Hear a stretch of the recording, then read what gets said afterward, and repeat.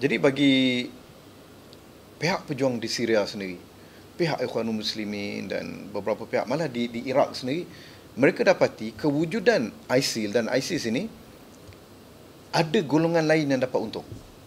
Siapa? Pertamanya ialah Bashar. Wujudnya golongan ini, Bashar boleh cakap dengan Barat, aku berhadapan bukan dengan rakyat tetapi dengan golongan pengganas.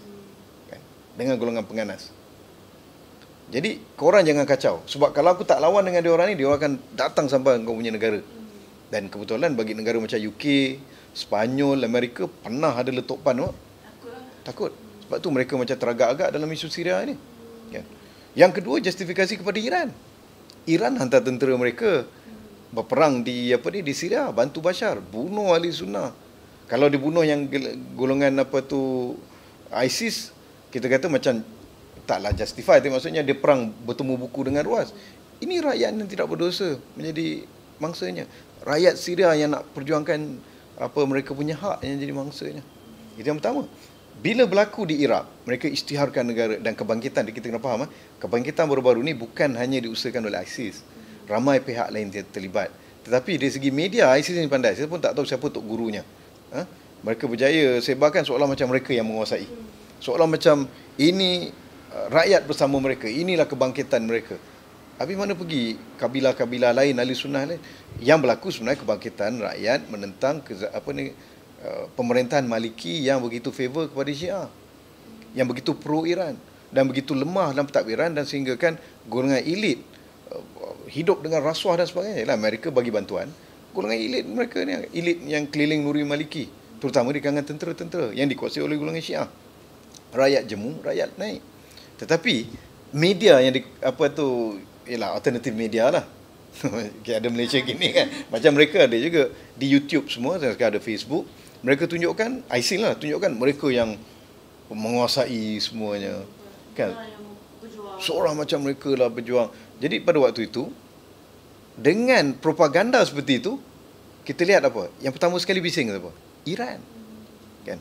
Kena pula bila Nuri al-Maliki sudah gunakan sentimen kemazhaban, sektarian. Bila dia isytihar perang pada kawan tu, kata ini perang antara Sunni dan Syiah. Ini dia Perdana Menteri untuk Iraq, bukannya Perdana Menteri untuk Syiah saja kan. Jadi bila dia cakap macam gitu, ulama lain seperti Sistani dan ulama-ulama Syiah yang radikal mula angkat pedang, mula angkat senjata untuk lawan sunnah. Dan ini dah create further semakin persengketaan itu. Dan Iran pula dengan reda Amerika, dengan restu Amerika, sekarang ni ingin masuk lebih jauh ke dalam Iraq lagi. Mereka mendapat legitimasi di atas kewujudan ISIS dan ISIL. Dia clear, kezaliman adalah kezaliman. Sesiapa pun pelakunya.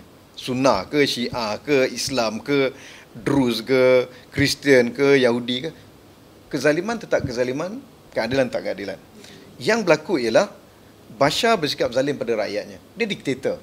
Rejim dia rejim yang autokratik, rejim kuku besi. Ya. Jadi apa yang berlaku selepas berlaku Arab Spring, rakyat Syria masih boleh bersabar lagi. Mereka mengharapkan supaya Bashar boleh bertaubat, mengikut rentak diambil pengajaran lah. Tengok diktator yang lebih tua pada kau dah jatuh semua. Mubarak lah, Gaddafi lah, Ben Ali semua kan. Harap kau berubah. Rakyat bagi peluang pada dia. Tapi apa yang berlaku? Bila ada sedikit tunjuk perasaan. Tunjuk perasaan pun mula bila ada budak yang conteng di dinding ya. Kami ingin jatuhkan rejim. Kami ingin jatuhkan kerajaan. Apa yang berlaku? Reaksi daripada tentera Bashar, dia serang keluarga, serang satu kampung.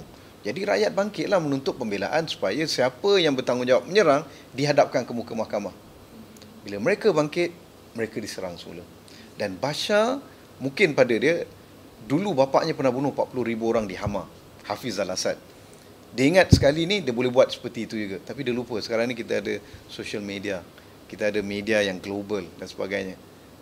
Dia buat perkara yang serupa, rakyat bangkit dan juga satu dunia lihat dia. Kan? Dan akhirnya apa yang berlaku ini, dia lihat, dia tertekan Bashar. Dia perlukan bantuan. Siapa dia punya ally? Siapa dia punya sekutu? Sekutu tu yang paling kuat sekali di rantau tersebut ialah Iran. Dan yang paling dekat ialah Hizbullah.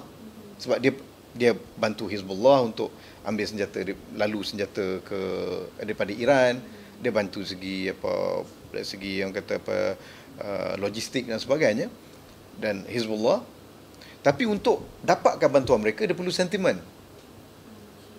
Sentimen dia mainkan tak? Sentimen kemazhaban. Okay, kebetulan pula Bashar ni seorang Syiah juga, Syiah Alawi kan. Jadi dia mulakan, sebab sebelum berlakunya peperangan ini, sebelum berlakunya revolusi di Syria, orang Sunni dan orang Syiah boleh hidup sekali. Saya ingat dulu waktu saya belajar kat Jordan, kita tengok TV ya. Lepas Jumaat, mula-mula ulama Sunni bagi ceramah, kemudian ulama Syiah. Tetapi lepas berlaku revolusi ini, Bashar mainkan sentimen. Jadi bila dia mainkan sentimen, dan kita tahu bahawa hubungan Sunni dengan Syiah ini begitu fragile tau. Sepanjang sejarah. You just need something to trigger, then it will explode kan. Kita hanya perlukan seorang untuk memicu dia, maka dia akan meletup, dan ini yang berlaku. Bila dia mainkan isu tersebut, setiap orang mengambil pihak. Dan Sunni pun takkanlah nak biarkan nak buat baik lagi, orang nak bunuh kau nak buat baik. Jadi mereka pun terpaksa ambil start bahawa okey, Syiah mengkhianati kita, selama ni kita baik. Syiah pun kata Sunni ni nak bunuh kita. Tapi yang dajal yang sebenarnya ialah Bashar. Okey. Iran, dan kita tahu memang kuat sentimen kesyiahannya, memang dah tahu. Tapi sebenarnya Iran pun bantu Bashar lebih bukan kerana sektarian sangat, lebih kerana geopolitik. Mereka perlukan sekutu. Kalau jatuhnya Bashar, naik orang lain, belum tentu orang tu menjadi sekutu Iran. Itu isunya. Sebab tu kita lihat ganti presiden naik Hassan Rouhani. Dalam kes Syria, mereka tak akan sebab mereka perlu buffer zone untuk menampan Israel. Yang paling dekat dengan Israel pun Syria kan. Jadi isu sektarian hanya dimulakan selepas konflik, post-konflik fenomena. Begitu di Iraq. Iraq sebelum jatuhnya Saddam, memanglah ada Syiah, ada Sunnah, tapi mereka hidup aman damai. Kalau di peringkat macam kita tak setuju, saling menuduh, sesat menyesatkan, itu biasa. Tapi tak sampai angkat senjata tanpa bunuh. Malah ada rakan saya yang suaminya Syiah, isterinya Sunnah, boleh saja kan. Dan orang yang baik pun dah ramai saya. Ada salah seorang kawan saya tu lagi best. Bapaknya ulama Sunni, maknya isterinya Syiah. Dia tanya anaknya, kau apa? Dia kata I'm sushi. Sunni Syiah. Kata tapi macam mana? Tak, dia kata tak ada masalah, kita boleh. Dia kata semenjak berlaku perang, jatuhnya Amerika datang, mereka yang mainkan isu ni, divide and rule kan. Jadi bermulanya Syiah memerangi Sunnah memerangi Syiah. Yelah, memang kita ada sejarah, tetapi sekurangnya di awal kurun ke-19 ini itu tak timbul. Tapi sekarang ini menjadi lebih parah kerana ada konflik.